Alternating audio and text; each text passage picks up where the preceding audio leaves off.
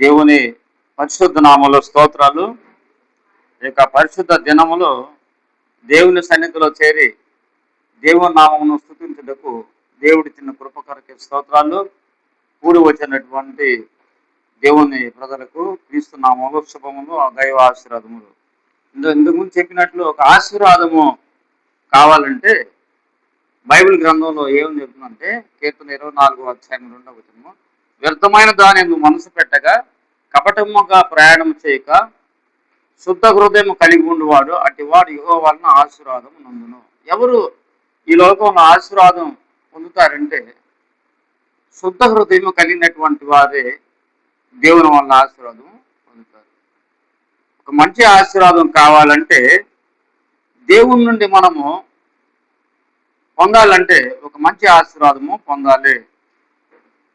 మన హృదయము శుద్ధం కలిగి ఉండాలి. అలాంటి వాడికి దేవుని ఆశీర్వాదం కలుగుతుంది. ఇక్కడ ఒక వ్యక్తి చెడిపోయినటువంటి హృదయం కలిగినటువంటి వ్యక్తిని ఈరోజు మనము చూద్దాము. ఎవరు అంటే ఎరుకో నగర పట్టణంలో ఒక వ్యక్తి ఉన్నాడు. అతని పేరు జక్కయ్య. ఎరుకో నగర పట్టణంలో ఒక వ్యక్తి ఉన్నాడు. ఆ వ్యక్తి పేరు జక్కయ్య. ఈ యొక్క పాప సంబంధమైనటువంటి జీవితం జీవించేటటువంటి ఈ జక్కయ్య కూడా యేసు ఎవరు అని చూడాలని ఆశపడ్డాడు. యేసు ఎవరు అని చూడాలని ఆశపడ్డాడు. యేసు ఎవరు మనం తెలుసుకుందాము. మత్తయి సువార్త 1:21 చూస్తే, తన ప్రజలు వారి పాపముల నుండి ఆయన రక్షించిన కనుక ఆయనకు యేసు అను పేరు పెట్టబడును. తన ప్రజలను తన ప్రజలు అంటే మనము, వారి పాపము నుండి, మన పాపం నుండి విడిపించుటకు ఆయనకి యేసు అని పేరు. యేసు అంటే రక్షకుడు, క్రీస్తు అంటే అభిషక్తుడు. దేవుని చేత మన పాపములను తుడిచివేయుటకు తన ప్రాణమును సిలువలో కూడా పెట్టి మానవుల్ని పాపం నుండి విడుదల చేయడానికి దేవుని చేత అభిషేకం పొంది ఈ లోకంలోనికి వచ్చినటువంటి క్రీస్తు అనేక శ్రమలు పడ్డాడు, వేదన పడ్డాడు, అవమానించబడ్డాడు. ఆయన దేవుడే ఉండి కూడా దేవునితో కూడా సమానమైన భాగ్యం విడిచిపెట్టిన అయినప్పటికీ కూడా దాసుడిగా పుట్టి దాసుడిగా ఉండి ఆయన తను తాను తగ్గించుకొని రిక్తుడిగా అయి మానవుల పాపములను ఆయన సిలువలో మోసినట్లు మనము చూస్తున్నాము. దీని గురించి యోహోను, పరిశుద్ధైన యోహోను, బాప్తిజం ఇచ్చే యోహోను ఏమంటున్నాడంటే, ఇదిగో లోక పాపములో మోసుకొని పోవచ్చున్న దేవుని గొర్రె పిల్ల. అవును, ఆయన లోక పాపాలని మోసుకుపోవడానికి ఈ లోకానికి వచ్చినటువంటి దేవుని గొర్రె పిల్ల. దేవుని గొర్రె పిల్ల అంటే ఆ గొర్రె పిల్ల బలి అర్పణగా చేయాలి. బలి తను దేవుని కొరకు ప్రజలు యాజకుడు బలి ఇస్తాడు. ఆ విధంగా యేసుక్రీస్తు ఆయన సిలువలో బలైపోయినటువంటి సందర్భము, బలైపోయినటువంటి విషయాలని కూడా ఈరోజు మనము జ్ఞాపకము చేసుకున్నాము. తన ప్రజలు అంటే మనమే. ప్రపంచంలో సుమారుగా 800 కోట్ల ప్రజలు ఉన్నారు. వారిలో క్రైస్తవులు 31%, హిందువులు 15%, నాస్తికులు 15.6%, ఇంకా ఇస్లాం లో చూస్తే 24.24% ఉన్నారు.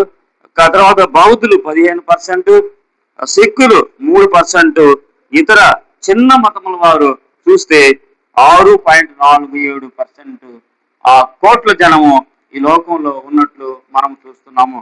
ఇప్పుడు కేవలము రక్షించబడినటువంటి జనాంగము, దేవుని చేత రక్షించబడినటువంటి జనాంగము, క్రీస్తు మాటలు అంగీకరించినటువంటి వారు ఈ లోకంలో సుమారుగా 31% ఉన్నారు.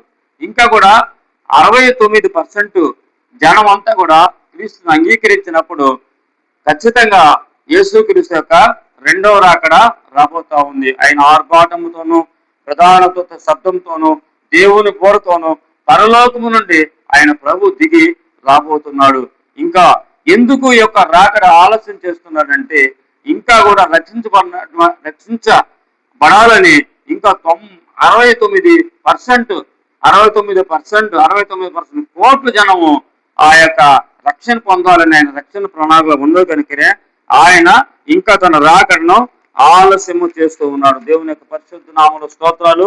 మీరు దేవుని యొక్క సంబంధులై దేవుని కొరకు జీవించేట అనుభవం కలిగి ఆయన రెండవ రాకడ కోసము ఎదురు చూసినప్పుడు ఆయన మిమ్మల్ని తీసుకొని వెళ్ళడానికి సిద్ధంగా ఉన్నాడు. ఎవరైతే దేవుని నమ్మనటువంటి వారుగా ఉన్నారో, ఎవరైతే యేసునందు విశ్వాసం ఉంచినటువంటి ఉన్నారో వారందరి కోసం ఆయన శిలువలో రక్తం కాచడం సత్యాన్ని మనము గ్రహించాలి. కాబట్టి వీరందరి కొరకు ఆయన ప్రాణము పెట్టాడు. ఆయన అందరినీ పిలుస్తా ఉన్నాడు. ఇతర మతం సంబంధం లేదు, కులము సంబంధం లేదు, వర్గము సంబంధం లేదు, జాతి సంబంధం లేదు. ఇంకా ఆయన తను తగ్గించుకున్నాడు. ఇంకా ఆయన రోగులు పిలుస్తున్నాడు, పాపును పిలుస్తున్నాడు, నీచమైనటువంటి వారిని పిలుస్తున్నారు, వ్యర్థమైన జీవితం జీవిస్తున్నటువంటి వారిని పిలుస్తున్నారు. పరిశుద్ధులు ఆయన ఎప్పుడు కూడా పిలవాల. పరిశుద్ధులందరూ కూడా దేవుళ్ళలో ఉన్నటువంటి వారే. ఈ రోజు పరిశుద్ధులు ఎంత పర్సెంట్ ఉన్నారంటే ఈ యొక్క ప్రపంచంలో 31%, ఆ ప్రపంచం 31% 100కి వారు అందరూ కూడా పరిశుద్ధులుగా ఉండి క్రీస్తుని అంగీకరిస్తూ ఉన్నారు. ఇంకా మిగతా ఉన్నటువంటి వారి కొరకు యేసుక్రీస్తు అతి త్వరలో రాబోతా ఉన్నాడు. వారందరి కోసం యేసుక్రీస్తు వచ్చాడు. వారందరి కోసం ఇంకా 69%, 169% వారి కొరకు కూడా ఆయన శిలువలో ప్రాణం పెట్టాడు. ఆ యేసుక్రీస్తు పుట్టినప్పుడు భారతదేశం ప్రపంచ జనాభా ఎంత అంటే సుమారుగా 20 కోట్ల జనము. ఇప్పుడు ఎంతమంది జనం ఉన్నారంటే సుమారుగా 800 కోట్ల ప్రజలు. అంటే 225 ఈ యొక్క సర్వే జనసాంద్రం ఎంత ఉన్నారంటే ప్రపంచ జనాభా ఎంత అంటే సుమారుగా 800 కోట్లు ఉన్నారనేది ప్రపంచ జనాభా సర్వేలో తేలింది. కాబట్టి వీరందరి కోసము యేసు ప్రభు రావాలి. మిగతా 69% మిగిలి ఉన్నటువంటి వారందరి కోసం యేసు ప్రభు అతి త్వరలో రాబోతా ఉన్నాడు. కాబట్టి లూకాసు వార్త 19:4 చూస్తే యేసు ఆ చోటుకు రానే ఉండును, అతను ముందుగా పరిగెత్తి ఆయన చూచుటకు మేడి చెట్టు. ఎంత చెప్పాను మీకు నేను. ఒక పాప అయినటువంటి వ్యక్తి ఎరుకొన్న పట్టణంలో ఎదురు చూస్తున్న యేసు ప్రభు కోసం. యేసుక్రీస్తు ఎప్పుడైతే ఆ స్థలంకు రానే ఉన్నాడో ఈ పాప అయినటువంటి ఈ యొక్క జక్కయ్య మేడి చెట్టు ఎక్కాడు. మేడి చెట్టు ఎక్కాడు ఎందుకంటే చాలా పుట్టివాడు కనుక, జన సమూహం చాలా ఉన్నది కనుక అక్కడ ఆ జనములు కనబడ్డు కనుక యేసు ప్రభు ఎవరో చూడాలని ఎంతో ఆశతో గబగబా చెట్టు ఎక్కేశాడు. ఆ చెట్టు మీద నుండి జక్కయ్య యేసు ప్రభు ఎప్పుడు వస్తాడని చూస్తా ఉన్నాడు. అతను ఎక్కినది ఏం చెట్టు అంటే మేడి చెట్టు. ఎందుకంటే పక్షులు, ఏ గూటి పక్షులు, ఏ రకమైన పక్షులు ఆ రకమైన పక్షులతో సహవాసం చేస్తుంది. అదేవిధంగా ఇతడు ఎక్కినటువంటి చెట్టు కూడా ఇతను స్వభావం లాంటిదే. చూడడానికి అందంగా బాగానే కనపడుతుంది కానీ చెట్టు ఆ యొక్క ఫలించిన పళ్ళు చూస్తే లోపల చూస్తే అన్ని కూడా పురుగులుగానే ఉంటాయి. కాబట్టి మనకు తెలిసినటువంటి పద్యం తెలుసు, అది అందరికీ వచ్చు. మేడి పళ్ళు చుట్టూ మేళమే ఉండను, పట్టు వైపు చూస్తే పురుగులు ఉండను. కాబట్టి ఆ చెట్టు యొక్క స్వభావం ఏంటంటే ఆ కాయలను యొక్క స్వభావం విప్పితే పురుగులు ఉన్నట్టే ఈ యొక్క యూదుడు ధర్మశాస్త్రం అయినటువంటి జక్కయ్య, సమస్త ధర్మశాస్త్రంలో పాండిత్యం కలిగిన జక్కయ్య హృదయం కూడా పైకి బాగానే ఉంది కానీ, మేడి పండులాగా అందంగా ఉంది కానీ తన హృదయము చెడిపోయి ఉంది.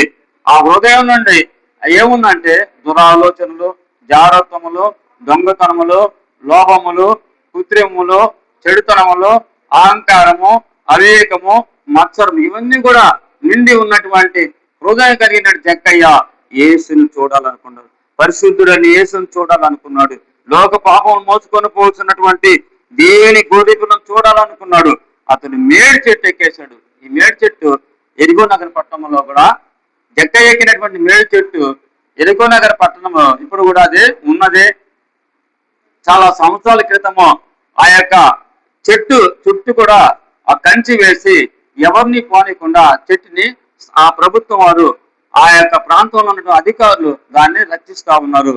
కొంతమంది వీళ్ళైతే అంతకుముందు ఆ కంచి వేయక ముందు ఆ చెట్టుని అంతా కూడా తుంచుకొని, కొమ్మలు తుంచుకొని వాళ్ళు ఇంటికి వెళ్ళినప్పుడు, ఆయా ప్రయాణం తిరిగి ఇంటికి వెళ్ళినప్పుడు ఆ యొక్క కొమ్మని, ఇది జక్కయ్య ఎక్కినటువంటి చెట్టు యొక్క ఆకులు, జక్కయ్య ఎక్కినటువంటి చెట్టు కొమ్మలని అందరికి చూపిస్తూ ఇంట్లో పెట్టి పూజ చేసుకునేటటువంటి వారుగా ఉన్నారు. దాన్ని చూసినటువంటి ప్రభుత్వం ఆ చెట్టు చుట్టూ ఎవరు పోనీయకుండా ఆ కంచె వేసినట్టు మనము చూస్తా ఉన్నాము. ఇరుకో నగరములో మేడి చెట్టు ఎక్కాడు జక్కయ్య. కాబట్టి లూకాసు వార్త 19వ అధ్యాయములో మనం చూసినప్పుడు ఆ యొక్క జక్కయ్య ఎక్కేశాడు మేడి చెట్టు ఎక్కినప్పుడు ఆ జక్కయ్య హృదయము ఎట్లా ఉందంటే, ఇప్పుడు ఇది మేడి చెట్టు ఎక్కాడు, యేసుప్రభు యొక్క స్థలం రానే ఉన్నాడు. చూశాడు యేసుప్రభుని చూసి తన మనసు మార్చుకున్నాడు. యేసుప్రభు చేసిన ప్రసంగాలన్నీ కూడా విన్నాడు. ఆయన యేసుప్రభు యొక్క ప్రసంగాలు విన్నాడు, ఆయన చెప్పిన మాటలు విన్నాడు. ఆ యొక్క మాటలు అంత గుండెల్లో దూర్ని బాణములుగా గుచ్చుకున్నవి. ఆ యొక్క పాపాన్ని ఛేదించింది.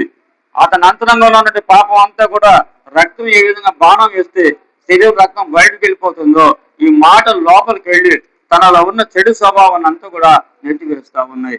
దివ్యనేంద్రవాడి ప్రేమైనటువంటి వాళ్ళ ఈరోజు మీరు వాక్యం వింటున్నటువంటి మీ జీవితంలో ఎప్పుడైతే జక్కయ్య మాటలు వింటున్నారో, ఆ యేసు ప్రభు యొక్క మాటలు జక్కయ్య వింటున్నప్పుడు తన అంతరంగంలో ఉన్నటువంటి పాప స్వభావాన్ని ఏ విధంగా విడిచిపెట్టాడో, ఈ విధంగా మీరు కూడా యేసు ప్రభు యొక్క మాటలు వింటూ మీ అంతరంగంలో ఉన్నటువంటి పాప స్వభావాన్ని మీరు విడిచిపెట్టాలని చెప్పేసి దేవుని వాక్యంలో నేను నీకు మనవి చేస్తా ఉన్నాను.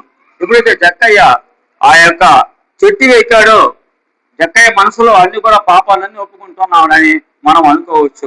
అప్పుడు యేసుక్రీస్తు చెప్తున్నాడు, జక్కయ్య దిగిరా, నేడు నీ ఇంట ఉండవలసి ఉన్నది. చూడండి, జక్కయ్య నేడు నీ ఇంటిలో ఉండవలసి వచ్చింది జక్కయ్యని యేసుక్రీస్తు చెబుతా ఉన్నాడు. వెంటనే ఈ జక్కయ్య ఆ యొక్క యేసుక్రీస్తు యొక్క మాటలు విన్నాడు.